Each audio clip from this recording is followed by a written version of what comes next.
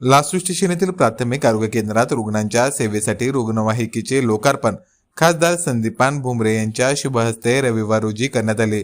यावेळी बोलताना खासदार संदीपान भुमरे म्हणाले की लासूरला पुन्हा एकदा सर्व सोयीयुक्त कार्डियाक ॲम्ब्युलन्स उपलब्ध करून देणार आहे।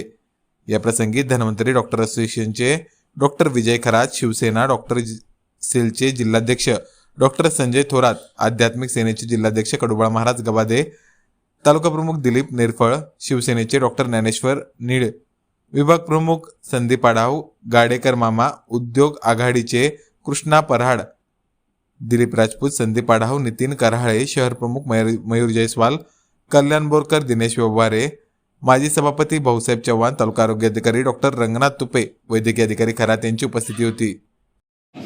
पण जर काही अचानक अडचण आलीच एखाद्या पेशंटला तर ॲम्ब्युलन्स असणं हे सुद्धा गरजेचं आहे। आणि मला एक कमाल वाटते, लासूर स्टेशन म्हणजे गंगापूर पेक्षा मोठं आहे।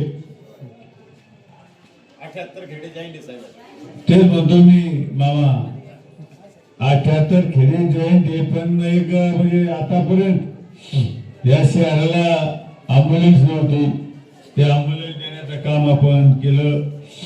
मला एक सांगायचं की आपल्याला ज्यावेळेस मी या शहरामध्ये काही सांत्वन भेटीसाठी गेलो तर बऱ्याचशा ठिकाणी मला त्या दिवशी मी 5-6 ठिकाणी गेलतो आणि त्या दिवशी मामा मी आपल्या घरी आलतो आणि त्या दिवशी बऱ्याचशा जणांना सांगितलं, साहेब लासूर स्टेशनला ॲम्ब्युलन्स असती तर हा पेशंट वाचला असता, तो वाचला असता, हे मला ऐकायला मिळालं। मग मी निर्णय घेतला की एकनाथ शिंदे साहेबांच्या आशीर्वादानं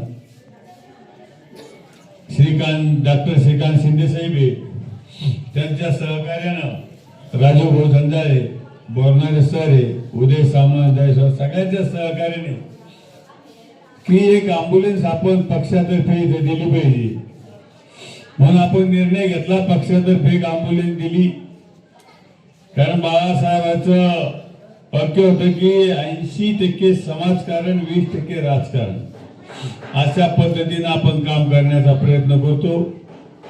मला एक सांगायचं, आपण हे ॲम्ब्युलन्स दिल्या आणि आज या लोकार्पणला राजू भाऊ येणार होते पण काही कारणास्तव आले नाही, बोरणारे सर येणार होते पण काही कारणास्तव आले नाही।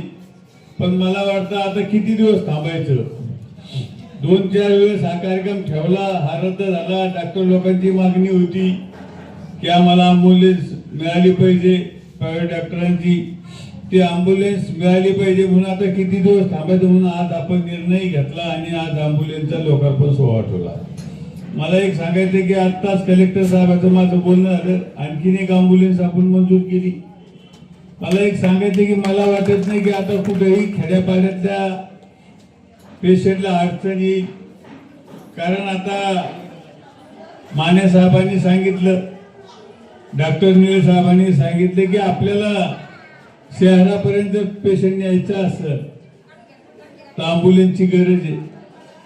पण अशा पद्धतीनं आपण ॲम्ब्युलन्स दिल्या, फार काही आपण काम केलं नाही, आपलं कर्तव्य हे काम करायचं ते केलं आपण।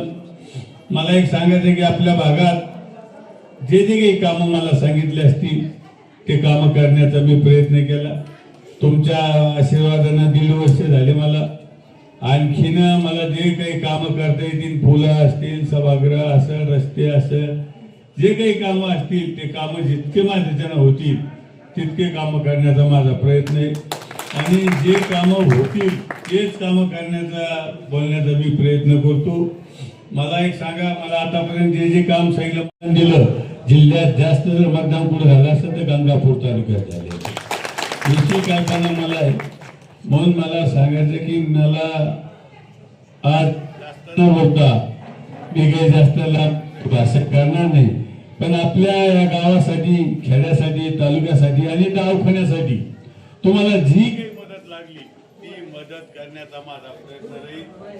पण आजच्या जास्त न बोलता आज इथं बोलवलं, लोकार्पण ठेवलं, तसंच आपण 1 महिन्यानं आणखीन सुविधायुक्त महाराज जे अँब्युलन्स येणारे, म्हणजे आता जे नवीन अँब्युलन्स निघली, अँब्युलन्स मध्ये बी अनेक प्रकार आहे.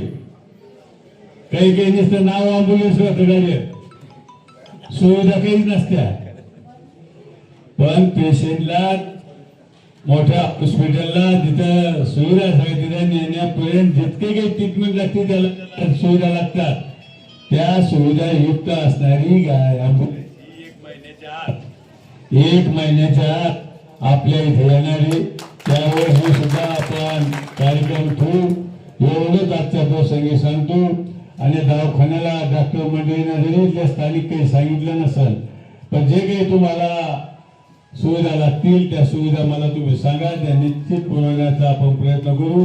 आणि एवढंच आजच्या प्रसंगी सांगतो आणि जास्त न बोलता मी माझे 2 शब्द संपवतो. जय हिंद, जय महाराष्ट्र. बाबतीत विषय काढला, MIDCच्या बाबतीत मी पालकमंत्री असताना आपल्या जिल्ह्यात आपल्या मुलांसाठी, तरुणासाठी आपल्याला MIDCत कंपन्या आल्या पाहिजे याच्यासाठी मी प्रयत्न केला. DMIC मध्ये तिथे इतक्या कंपन्या आल्या, आता जागा शिल्लक राहिलेली.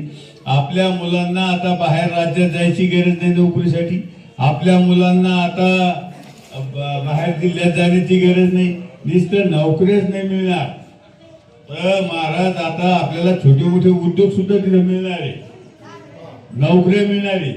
आणि मला एक सांगायचं की आता जास्त अंतर नाही, बिडकींचं जास्त अंतर नाही, आता 6 पदरी रोड होऊ राहिला आहे, त्याचा फायदा आपल्याला होणार आहे. म्हणून मला सांगायचं की सुविधा देण्याचं काम आपलं आहे. या जिल्ह्यात तुम्हाला सांगतो जितकं काम मला करता येईल तितकं इमानीद्वारे काम करण्याचा माझा प्रयत्न आहे. नुसतं घोषणा द्यायच्या, भाषणे करायची, निघून जायचं असं न करता जितकं मला होईल तितकं काम मी निश्चित आपल्या आशीर्वादानं इमानीद्वारे करण्याचा मी प्रयत्न करीन. म्हणून आज माने साहेबांना सांगितलं विहिरी गोठे हे तर चालूच आहे, हे तर जितकं देता येईल तितकं देण्याचा मी प्रयत्न केला. म्हणून मला सांगायचं की तुम्ही सुद्धा, मी खासदारकीला उभा राहिलो, तुम्ही सुद्धा भरभरून मला दिलेले राहिल्या.